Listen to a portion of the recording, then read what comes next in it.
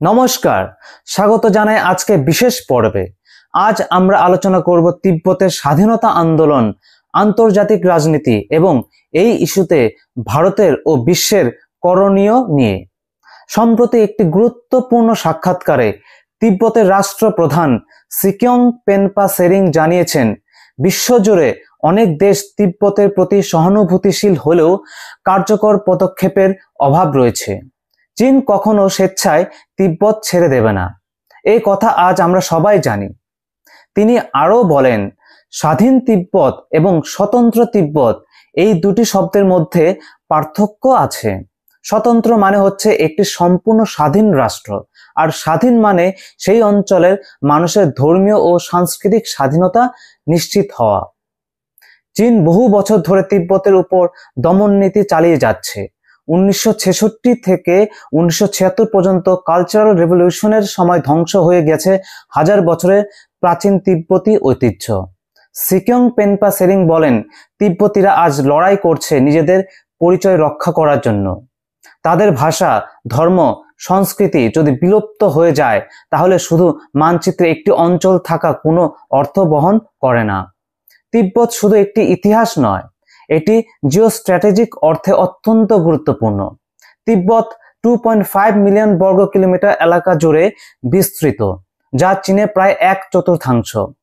এই অঞ্চলকে বলা হয় এশিয়ার জলাধার বা তৃতীয় মেরু।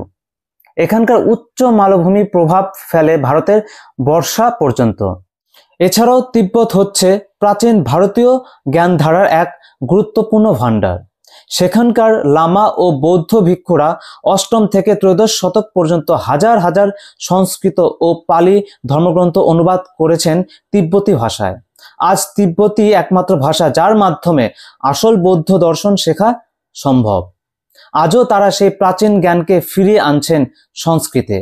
তিব্বতের সমাজে শান্তি, অহিংসা এবং মানবতার বার্তা প্রচার করছেন দালাই লামা।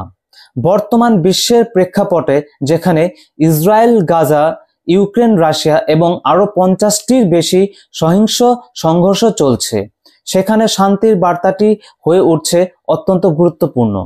ছোট ছোট শিশুদের চোখের সামনে চলছে ধ্বংসযজ্ঞ, এরা বড় হয়ে কি শিখবে? পেনপা সেরিং বলছেন, গান্ধীজির সেই উক্তি আজও প্রাসঙ্গিক। চোখের বদলে চোখ নিলে পুরো বিশ্ব অন্ধ হয়ে যাবে। সহিংসতা কখনো স্থায়ী সমাধান দিতে পারে না।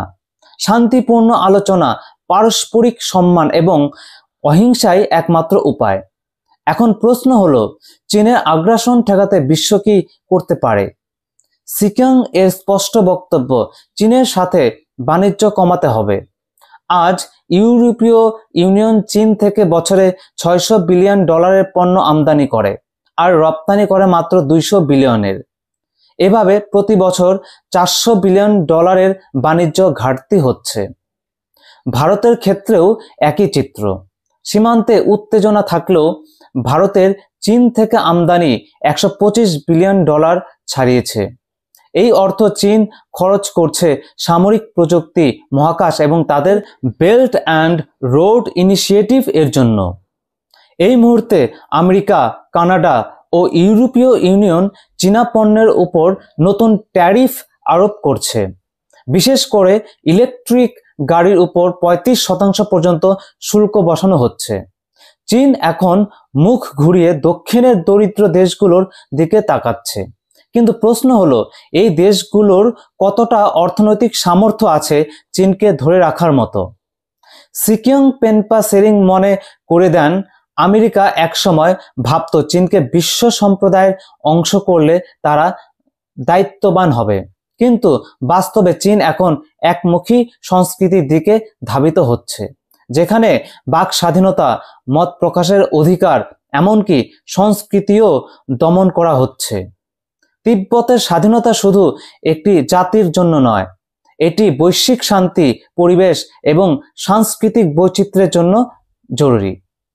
ভারতের জন্য এ একটি ঐতিহাসিক দায়িত্ব, তিব্বতের ধর্ম, সংস্কৃতি এবং পরিচয় রক্ষার পাশে দাঁড়ানো। বাণিজ্য, কূটনীতি ও নৈতিক অবস্থান, এই তিনটি মাধ্যমে বিশ্ব একসাথে চীনকে বার্তা দিতে পারে। এই ছিল আজকের বিশেষ প্রতিবেদন। ভিডিওটি ভালো লাগলে লাইক করুন, বন্ধুদের সাথে শেয়ার করুন, আর এমন আরও প্রতিবেদন পেতে আমাদের চ্যানেলটি সাবস্ক্রাইব করুন। ধন্যবাদ।